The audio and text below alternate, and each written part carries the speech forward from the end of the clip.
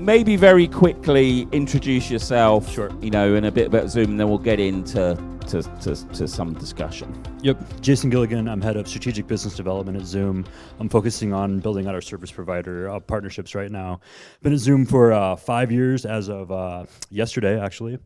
So I've seen a lot of changes over the last 5 years in Zoom and our channel development that we've been able to go over that time. I think that might be a good place to kind of dig in, which is, where are you and Zoom in terms of your thoughts? I guess originally a very direct, initially, during the pandemic and everything was pretty direct business. Yep. How's your channel evolution gone over the last sort of 5 years and where you're at now? It's been a journey. Yeah. So very much built as a direct business, absolutely. For sure.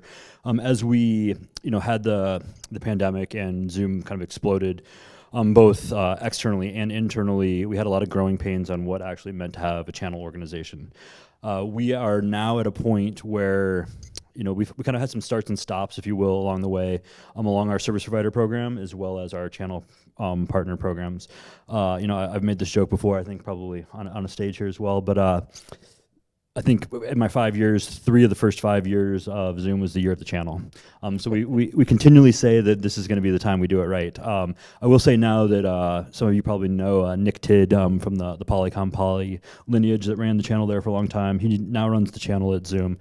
So I work on Nick's team now, and he very much understands the channel. He understands the go-to-market. He understands the tools and the programs and all the things that partners need to be able to go have and to be able to go build a business around a vendor. And we're very much at that kind of journey now where, it's no longer lip service. You're actually be able to go build a business around it.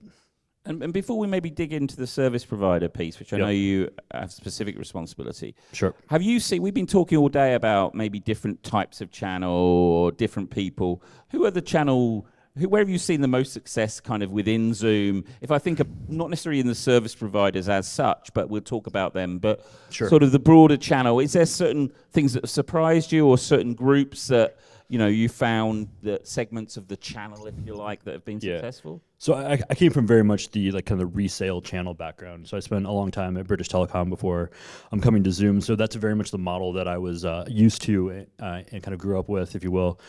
When I came to Zoom, I was kind of floored by the amount of referral business that, especially in the US, that Zoom had and continues to have success with. I think that's a great kind of business. It is an easy business to start with the channel because it's kind of like you just kind of enable it and then you kind of go to your direct thing and you just use them as lead gen. Making a resale business and being successful with that is a whole different beast. And that's really where we've tried to grow and continue to grow, is let the revenue be with the partner, let them go kind of build that business around it. So we're still very much referral, but we're still very much trying to build out that resale partner value add. And are you seeing different trends? So, I mean, obviously the US has always been quite a referral-based kind of channel, but when you come maybe to Europe, like the UK, more reseller and more here, you also, is that kind of driving was that when you entered the market found a bit of a pushback from the channel, or? To a degree. I think that referral definitely in the US and a few pockets of different places, but I think the rest of the world really wants the resale. They want to own the customer, they want to own the bill, they want to build the customer and all of that for sure. And so if we change gears into the service provider piece that you're responsible for, maybe just us understand what the relationship is between Zoom and the service providers. So I think there's some different relationships within that. Maybe you could just kind of explain how you see service providers and kind of what are the relationships Zoom have with them. Yep, absolutely. So we've kind of we started and stopped a few times with the service provider program. I mean, we had some early partnerships with Lumen in the US and Deutsche Telekom in Germany that have been kind of varying degrees of success over time and what that looks like. And large part not being able to have those tools for them to actually build a real business around.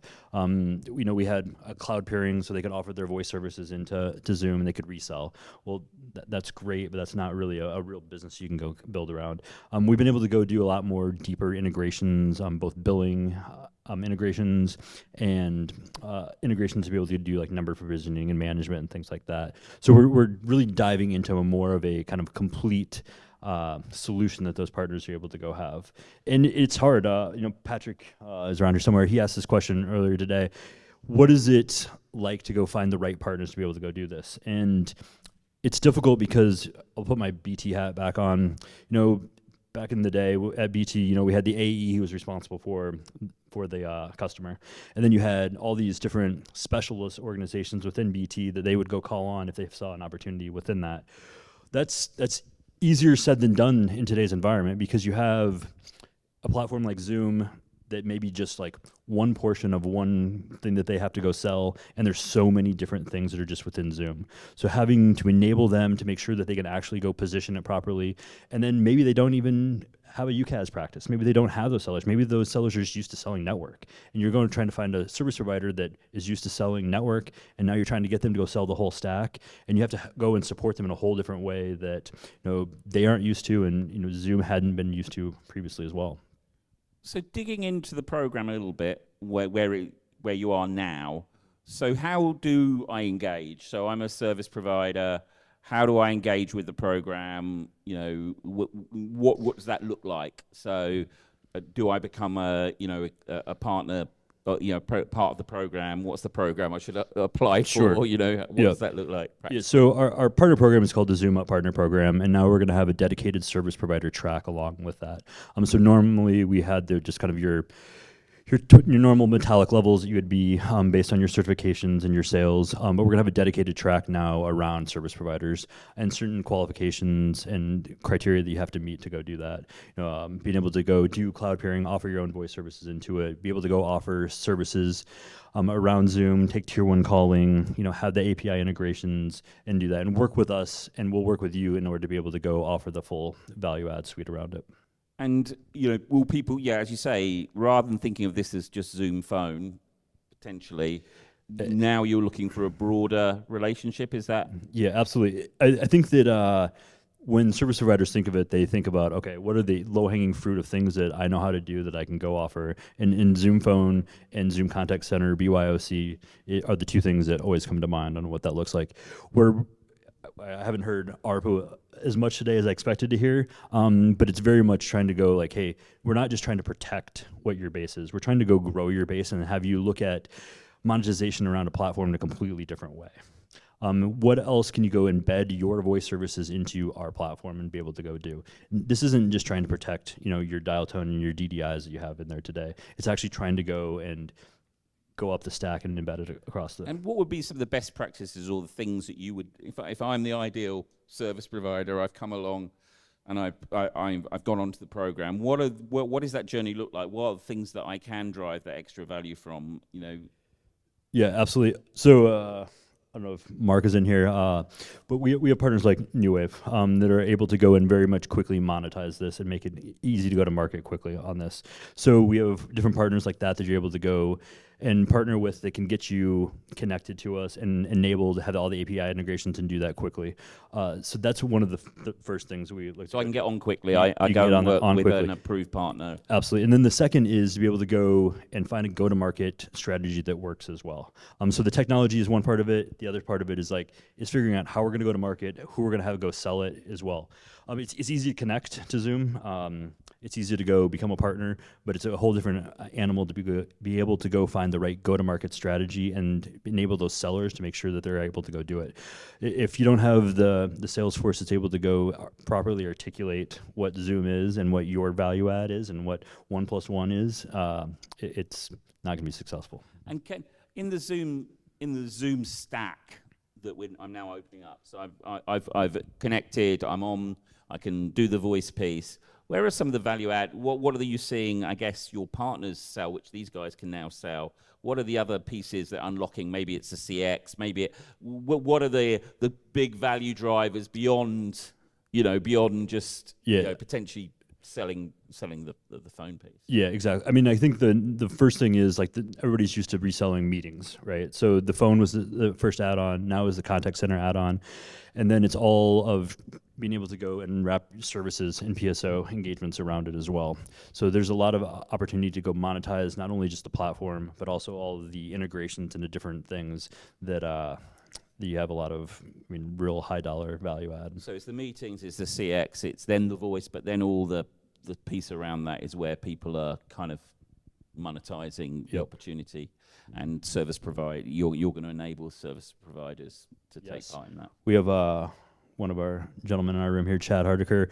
So we're building out this team very much to go do that, right? So we're having specialists within Zoom that help them and go and enable their sellers to be able to go and figure out how to go to market with it, put the proper packages together, and be able to go and take this to their clients. Because quite often I've worked with in the service provider, and that's one of the hardest things is getting enabling. Well, you worked at BT, which I used to call Bring 20, because every meeting nobody from I can say that here. I haven't told you that. You'd go to a meeting, there's 20 people, and then you go to the next meeting with them, there's different 20 people, and you're like, oh, okay, I'm trying to enable you to do something, and it's pretty tricky. But you were probably one of those 20. Yes, absolutely. But yeah, so you're going to try and help them with some of that. Yeah, and you're exactly right. And the joke with Bring 20 is very much, it is correct, but it's also being able to have the expertise across all those different portfolio pieces, which is what's really hard now, is making sure that you have those expertise across it, because it is so complicated. Great. Has anybody got any questions? We've got time for a question. Yeah, I'll repeat. So Zoom is strong in Japan. I'm just curious, so what's your strategy? Because we were asked to resell Zoom, which was awkward. But they were saying, well, sell it as Zoom, but we'll put you on. Yeah, part of our service provider program is opportunities to go and co-brand and white label the Zoom as well. So in Canada, we have a new partnership with Bell there. Bell is a co-branding that we're doing there. That's a very big shift on the way that Zoom has been. Zoom has been very protective of the brand, as you can imagine. And that's been being able to go and co-brand and possibly white label is something that we're looking to go do in resale markets.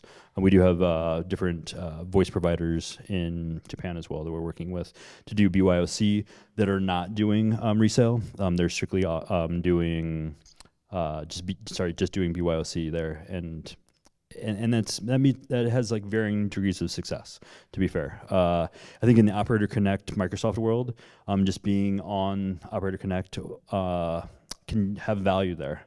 I think when you're looking at the Zoom kind of solution, who are they going to buy that licensing from if they're buying just voice services from that other partner? So being able to go have the whole solution is what we're looking for in service provider partners today.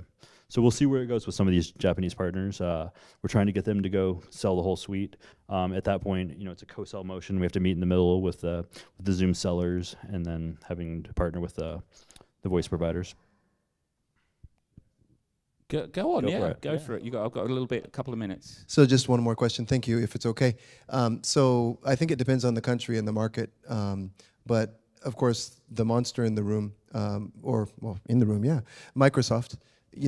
What's your value proposition? Because all the big guys are all using Microsoft. So how do you get in Japan? We see mostly the small guys using Zoom. They got in after COVID and kind of stayed in. But then the license, why do we pay for another license? So. But like you said, it is kind of confusing. What do you sell? Everything. So what's your sales point or your sales strategy for beating the big M? Yeah. So thank you, Trent. I can say this, spending most of my life, selling Microsoft. To be fair, at BT, Zoom is a great collaboration platform. So if you're used to using Zoom, and especially now that you kind of uncoupled Office 365 and Teams licensing in most of the world, you're getting to see a real dollar for dollar value on, hey, that thing that was supposed to be free, actually I was paying for. It costs money. I can see what that looks like. And we're seeing when you start to get procurement decisions like, hey, is this actually the platform we want to go use?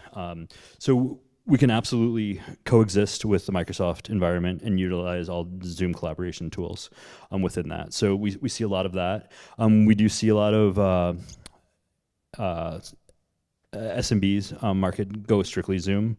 If you look at some of the acquisitions that Zoom has made recently, we acquired a company called Bonsai. Bonsai is, the best way I can describe it is a business in a box. It does everything from CRM to timekeeping to kind of everything you need to start that up, and you bundle that with Zoom, and you kind of can go, and do all the things that typically you would need a bunch of different Microsoft licensing for. I think you're going to see some things coming out at Enterprise Connect that will give customers an alternative to Microsoft as well. Right, you heard it here first. Great. Well, thanks a lot, Jason. That was really useful and really interesting. So thanks very much for taking part. If I could have a round of applause for...